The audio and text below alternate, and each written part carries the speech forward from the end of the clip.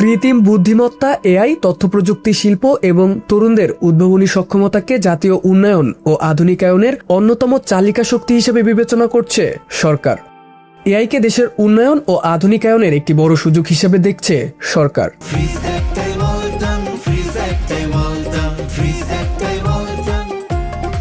বৃহস্পতিবার 11 জুন জাতীয় সংসদে 2026-27 অর্থবছরের বাজেট বক্তৃতায় অর্থমন্ত্রী আমির খসরু মাহমুদ চৌধুরী এসব কথা বলেন। এটি দেশের ইতিহাসের 55তম এবং বর্তমান সরকারের প্রথম বাজেট।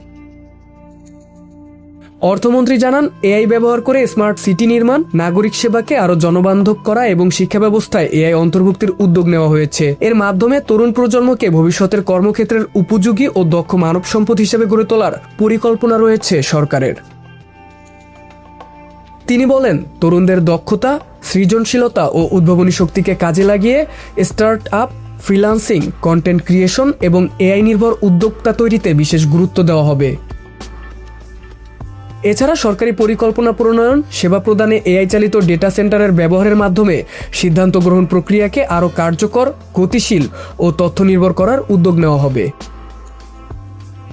তথ্য প্রযুক্তি খাতে সম্ভাবনা কাজে লাগিয়ে বাংলাদেশকে উদ্ভাবন নির্ভর, প্রযুক্তি সমৃদ্ধ ও আত্মনির্ভরশীল রাষ্ট্র হিসেবে গড়ে তুলতে আগামী 2026-27 অর্থবছরে 500 কোটি টাকা বরাদ্দের প্রস্তাব করেছে অর্থমন্ত্রী। তিনি জানান, এই অর্থ স্টার্ট আপ তহবিল হিসেবে ব্যবহৃত হবে।